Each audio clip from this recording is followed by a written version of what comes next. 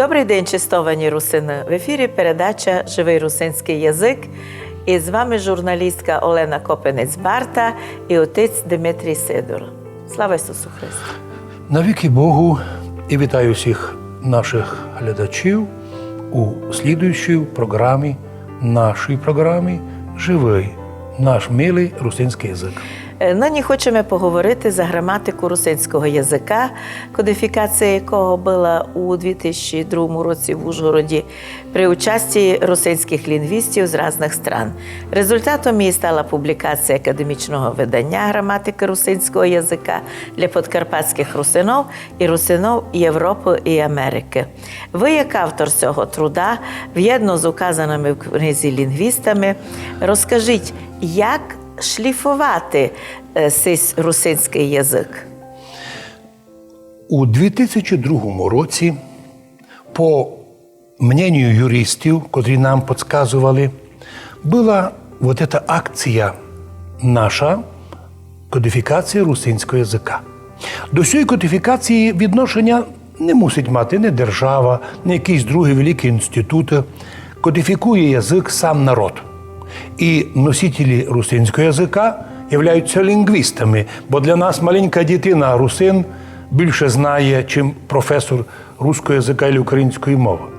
Слідовательно, іменно лінгвісти русини і формували граматику, держася традицій від Сабова граматики, від Івана Гарайди, а також враховуючи новий уже тепер час, коли з'явилися нові технологічні терміни, комп'ютер, космос, електроніка, транзистор і так далі, то ясно, що треба було такі новшества врахувати.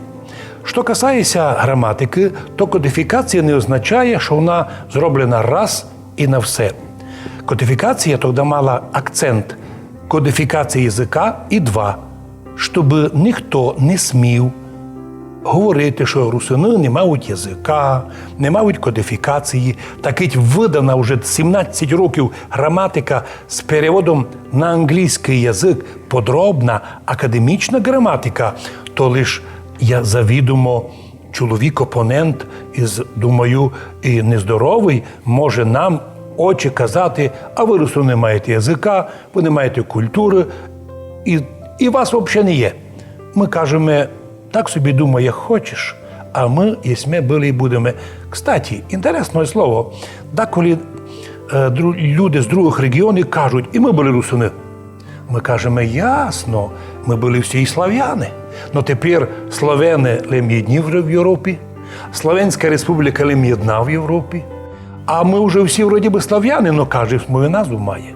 Да, були многі русинами, но тепер лише ми кодифіковані, фіксовані в мірі русини. Мало того, у нас, так сказати, знаменитий вираз Духновича «Я русин не лим був, не лим єм, а й буду». Я русин був, єсть і буду, і граматику язика, і материнський язик ніколи не забуду. Що касається шліфувати граматику, то має право кожен русин. Якщо в селі є якась форма, якісь слова, якісь старі древні вирази, не лінуйтеся, фіксуйте, записуйте. Якщо складеться така ситуація, що, наприклад, десятки людей укажуть, що то і іное правило внести корекцію, то будеться робити слідуюче засідання кодифікаційної групи, комісії, і такася новшество буде вносити. До речі, наші опоненти, щоб збити з толку людей, після того, як уже граматика і кодифікація була іздана, вдруг через спеціальні служби закинуто русинам деяким, продовжайте ще далі робити граматику. І почали у кожних організаціях робити собі автономно свої граматики. Вони не були нові, але вони імітували, що ще не є граматика. Хоча вже пользувалися при написанні таких нових граматик нашу граматику, але казали, а то ми ще не маємо. Чому? Бо так треба було нашим опонентам, щоб не признати русинов, казати, язика не мають, історії не мають, історичну пам'ять вже втратили. А тут наоборот, іменно і русинський язик знають, і історичну пам'ять знають, і чувство єдинства регіонального і національного мають. Мало того, компактно живуть, і в русинських селах по 95% русинів вже є, а в регіоні майже більше 70% лише коли був референдум, а то був одновременний перепис, де вказалося, що вище 78% людей – це місні, котрі запомнили, пам'ятають своє право. І так мож чистити, шліфувати, предлагати. Но не робити то конфліктно. Мов, ви не знаєте, то не так, ми ліпше знаємо. А хто ліпше знає, і здай труд, напиши. Но не треба говорити, що ти перший, що ми не вважаємо Івана Гарайди. Вся граматика русинського язика більшу частину Гарайди сохранила. І навіть, наприклад, звук, букву «ять» – це дифтонг і «є». У русинов він на акцент «і» – хліб наш насушний. Словаки, чехи, поляки кажуть «хлієб», «млієко», «вієра». Ну, а у русських тут ударення впало на «е». Вони кажуть «вера», «хліб», «млеко», «молоко».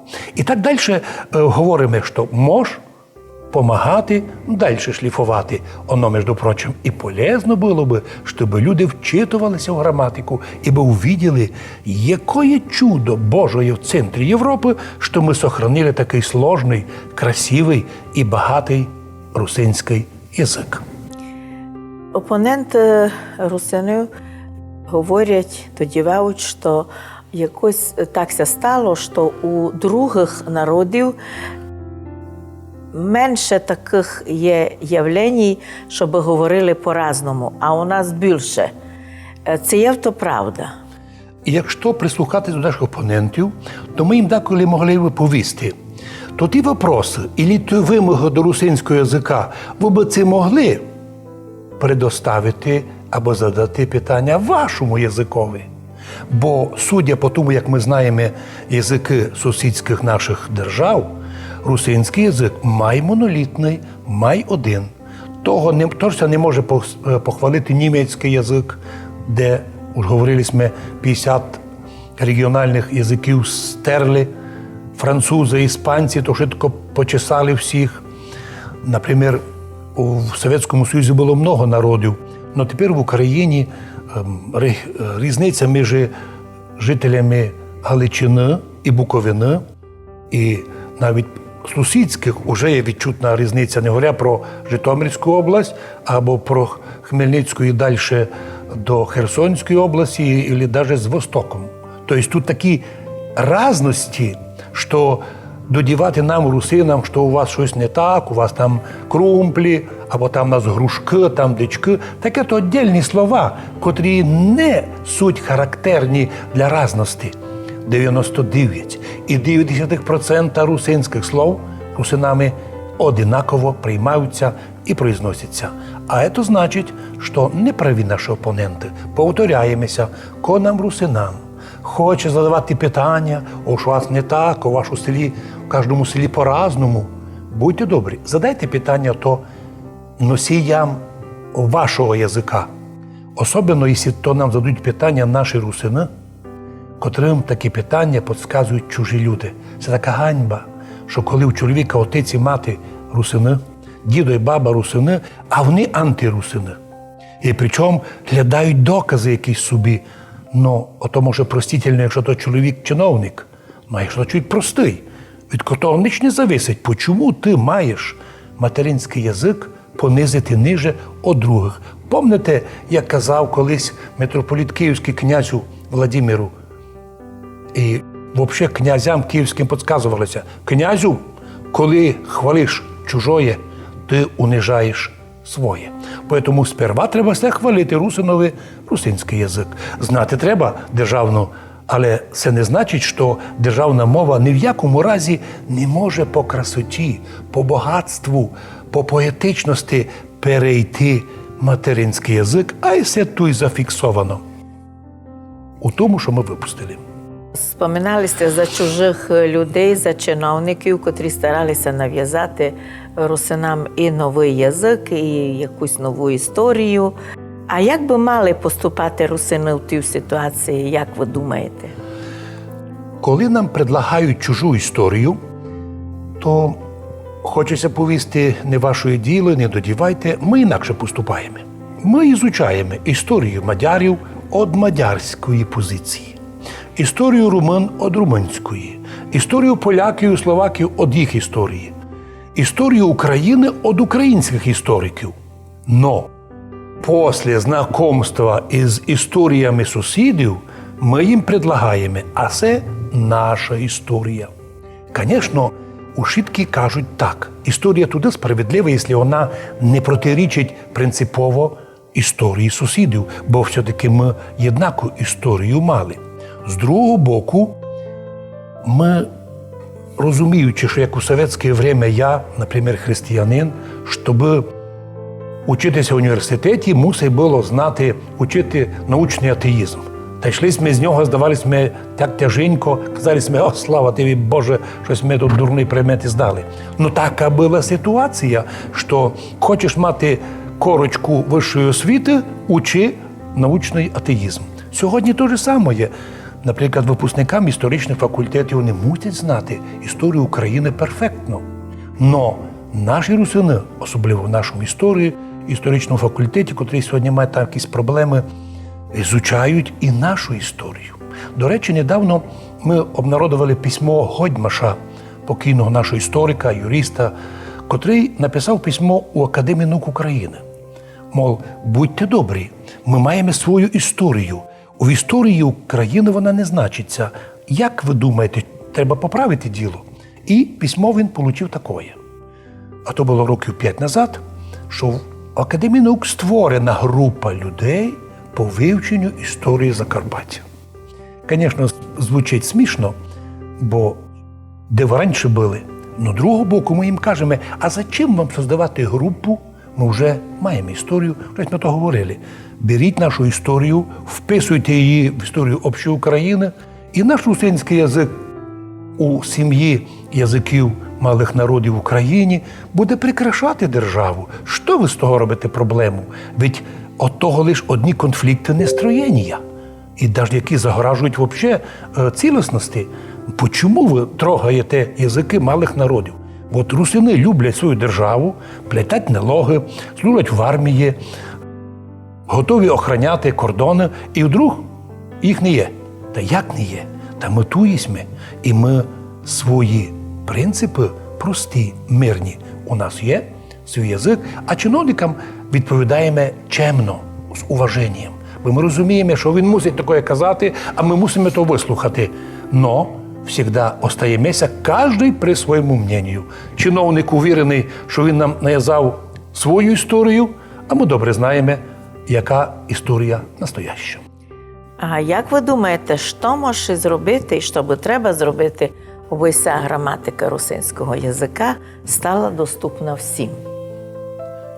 Найліпше би знайти фонди і напечатати всім.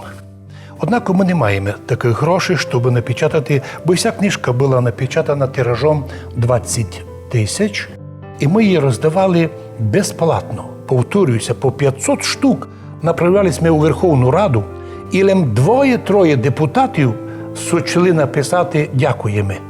Остальні, думаю, метали просто десь там, не хочу думати, що мусорний ящик. Но в будь-якому випадку ніякої реакції. Чому? Тому що вони налаштовані по-совєтськи. То, що їм не парує, ото неправда. Но наоборот, кому має державницькі позиції, він буде думати про права і титульної нації, і права малих народів. Бо ні ми, ні навіть мадяри Берегівського району не просилися в состав Совєтського Союзу.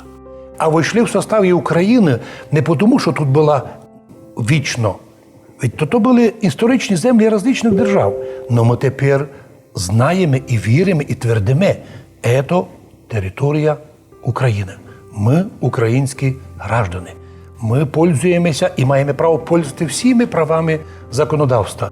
Україну создавали не жителі Волині або якоїсь там території Західної України. Ми, русини, 1 грудня 91-го року голосували разом за цю державу. Тому ця держава не лише держава українців, це держава і русинів. І в ній ми маємо мати своє право, своє число, оскільки у нас ми європейський народ. І ми маємо вплив із європейських народів. Якщо українська мова дуже схожа на, наприклад, позаїмствувала із польської мови, із турецької мови, то ми, наприклад, русини, запозичили від чехів, від мадярів, від словаків і думаємо, що у будущому так і будемо держатися свого, деякі слова і изречення приймати, але держатися свого. Благодарю вас за отвіт, а вам, чистовані русини, желаю, аби сте любили свій материнський язик, передавали його дітям, внукам, сусідам і зафіксували усе нове, що ви знаєте в цьому язику, так як русини були гражданами 5 держав із різними державними язиками. Вони їх ізучали і знали. То було правило русинів. Нігде не було між ними, русинами і іноязичними, ведь іновірними людьми неприяття. Надіємося, що так буде і надалі. З вами була журналістка Олена Копенець-Барта і отець Дмитрій Сидор. Будьте здорові! З Богом!